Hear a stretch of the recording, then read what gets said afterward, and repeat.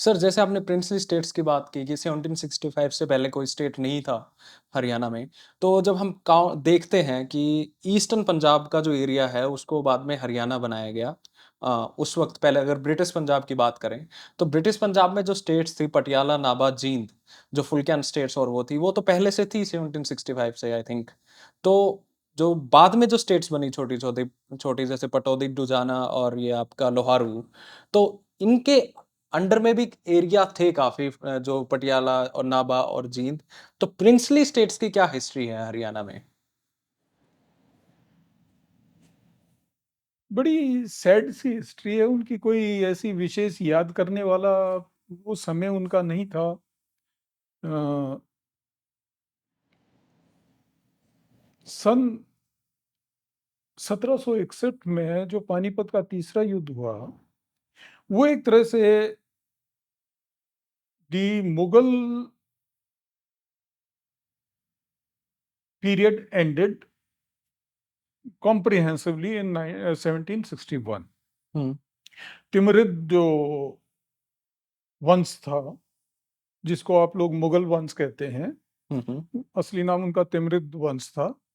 तो तिमरिद वंश जो था तैमूर के नाम पे, उनका जो शासन था वो औरंगजेब के जाने के बाद जल्दी से खत्म होने लग गया था। नादिर शाह ने उसको एक बड़ा गहरा जख्म दिया और उसके बाद सन 1761 में वो खत्म ही हो हुँ, गया। उससे पहले बीच में अब्दाली ने उनको पंजाब मुल्तान से निकाल दिया था। इस समय में जो ये वैक्यूम क्रिएट हुआ सतलुज और यमुना के बीच में का, जो ये एरिया था जिसको आज हम हरियाणा जानते हैं, ये था Khalsa land. Okay, Khalsa land, अब खालसा जो शब्द है ये पर्शियन भाषा का शब्द है।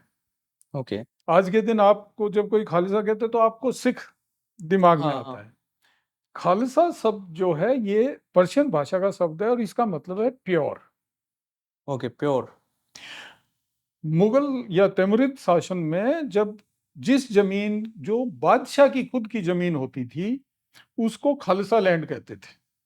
ओह! जो डायरेक्ट उसकी होती थी। जो डायरेक्ट उसके जिसका पैदावार जिससे वो टैक्स लेता था वो सीधा उसकी इनकम मानी जाती।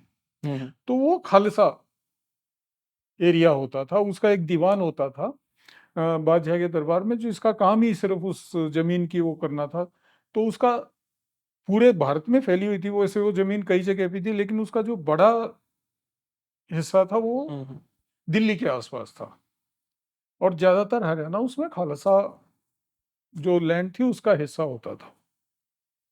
तो इसका 1761 के बाद एडमिनिस्ट्रेशन खत्म हो गया ओके, और 1764 में जैन खान नाम का गवर्नर था, अहमद शाह अब्दाली का, सिरहिंद का, उसको सिखों ने हराया, मार दिया और उसके बाद ये फैल गए इस एरिया पूरे में। इस एरिया में, खास तौर पे नॉर्थ हरियाणा में फैल गए। तो किसी ने 2 गांव पकड़ लिए, किसी ने 4 गांव पकड़ लिए, किसी ने 50 गांव पकड़ लिए। ऐसे लगभग 63 इलाके इन्होंने अपने वहां पे बना लिए, हुँ, हुँ, जिन पे कोई शासन व्यवस्था नहीं थी। वो उसकी मर्जी से चलता था, बस उसको ये था कि जब तुम्हारी फसल आती है तो मेरे को आधी दे देना। उसके बाद फिर आता है महादजी सिंधिया का पीरियड। तो वो सन 80-85 में शुरू करता है और इन सबको काबू कर लेता है।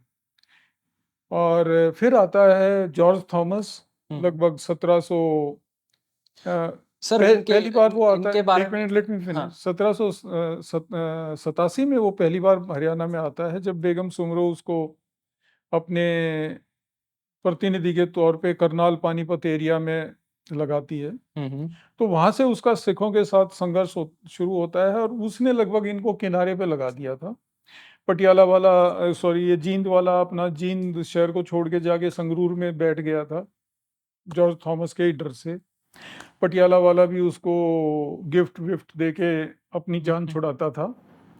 तो ऐसा कोई विशेष राज इनका नहीं था। इनका तो जो भी राजकाज बना है वो 1803 के बाद बना है, जब अंग्रेज आ गए। और अंग्रेजों के साथ इन्होंने 1809 में संधि कर ली कि जी आप हमें प्रोटेक्ट कीजिए और बदले में हम आपके वफादार रहें।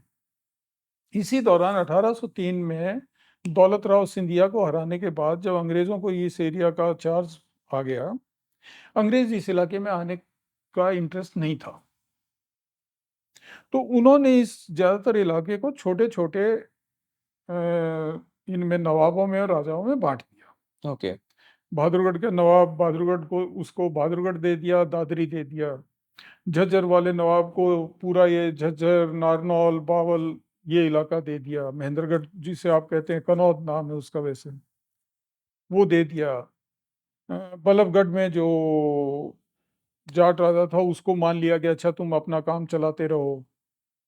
दुजाना, पटौदी, लोहारू लोहारू की इंटरेस्टिंग कहानी है कि असल में वो जो अहमद बख्श था वो इसका अलवर प्रधान अलवर वजीर था, अलवर अलवर का। के वकील थे, अलवर के राजा के। हाँ, तो उसने वो अलवर के राजा का कोई इंटरेस्ट नहीं था लोहारू में, तो उसने कहा कि जी आप इनको दे दीजिए मेरे को। वो अंग्रेज लोहारू वाले को उसको अलवर वाले को दे रहे थे, तो उसने कहा इसको दे दीजिए। उन्होंने कहा ठीक है इसको दे दो। तो लोहारू का नवाब बन गया। बाद में वो अपने आप को बाबर का वंशज बताने लग गया।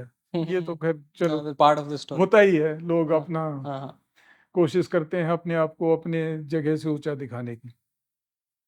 तो इनका अब जैसे इनमें से 1857 में बहुत बदली हुआ कि जो जिनको अंग्रेजों ने लगा कि इन्होंने हमारे से विद्रोह किया है उनको उन्होंने हटा दिया। हुँ, हुँ। झज्जर के नवाब को फांसी दे दी, बल्लभगढ़ के राजा को फांसी दे दी, उनके वो राज भी छीन लिए, वो उनको मिला लिया। पटियाला और जींद वालों ने अंग्रेजों का भरपूर सहयोग किया था, तो उनको ये हिस्से उन्होंने इनाम के तौर पे दे दिए। हुँ। जैसे बावल नाभा वाले को दे दिया, दादरी जींद वाले को दे दिया, कनौड और नारनौल पटियाला वाले को दे दिया।